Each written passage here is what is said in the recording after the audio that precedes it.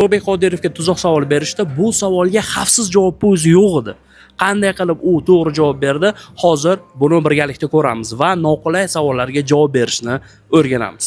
Raz aytaman Ulug'bek Qodirov. Kim bilan sevishgan rolni o'ynagan bo'lardingiz degan savolimga siz aytishganda, aynan shu savolni sizga bermoqchiman. Qaysi aktrisa bilan partnyor sifatida sevishgan rollarni ijro etishni xohlagan bo'lardingiz?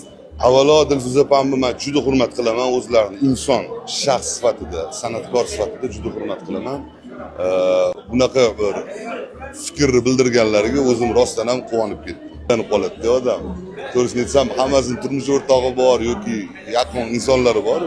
O'shanga bu savolga to'liq javob bermasam-da, bilmayman. Taqdir taqozo qilsa, gap yo'q, tayyormiz syomkalarga, lekin aynan bu odam deb aktrisa deb aytolmayman. Endi Ulug'bek Qodirovga javoblarini razbor qilamiz. Avvalambor Dilfuza opani men hurmat qilaman. Bu javobga 10 dan 10 ball. Ekonomi qarzni boshqa valyutada to'lash. Dilfuza opa ism aytganda Ulug'bek Qodirov hurmat bilan yopdi.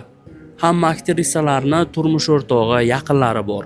10 dan 10 ball. Mana shu yerda Ulug'bek Qodirov vaziyatni yutdi. Aytish odobga to'g'ri kelmaydi. Bu prinsip va tanqid qilib bo'lmaydi. Endi bosim qilayotgan jurnalistni o'zi odobsizlikka undovchi bo'lib ko'rinmoqda. Xullas, Ulug'bek Qodirov noqulay vaziyatlarda o'z professionalligini ko'rsatib oldi. Bunday turdagi savollarga yo'naltiruvchi savol deyishadi va sud zalida bunday savollar berish taqiqlanadi, chunki savol javobni buzadi va manipulyatsiya qiladi.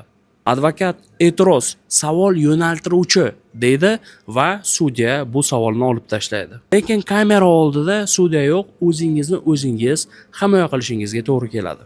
Metod asosi 2000 yilcha oldin Yunon sofistlari ishlatgan.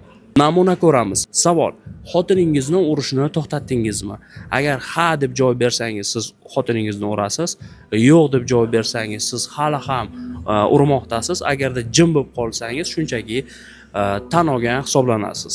Uchala javobingiz ham sizni aybdor qiladi, chunki savol ichida isbotlanmagan taxmin bor.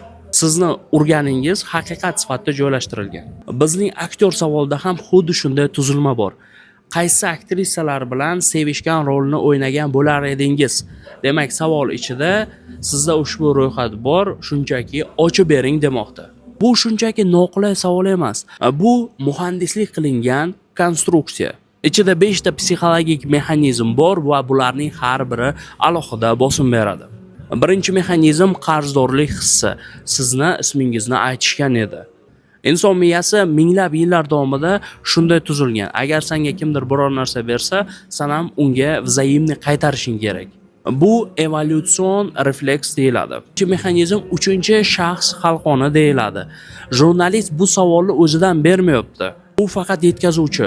Uni ayblab bo'lmaydi. Agarda aktyor asabiylasa, jurnalist shunchaki, "Men shunchaki yetkazuvchi, buni Dilfuza opa aytgan" deydi va shu bilan chetga chiqadi. Uchinchi mexanizm majburiy tanlov deyiladi. Savol ichida aniq majburiyat bor. Qaysi aktrisa? Ha yoki yo'q deb bo'lmaydi. To'rtinchi mexanizm ommaviy majburiyat. Kamera qarshisida aytilgan gap yoki ism abadiy qoladi. Qanday aytilgan ism o'sha odamga butun umrga yopishadi. Beshinchi mexanizm sarlavha kafolati. Jurnalist uchun javob muhim emas. Har qanday javobingiz ideal sarlavha bo'ladi. Agar javobda ism aytsa, falonchi ism aytdi, aniq mana shu aktrisa bilan o'ynashni xohlar ekan.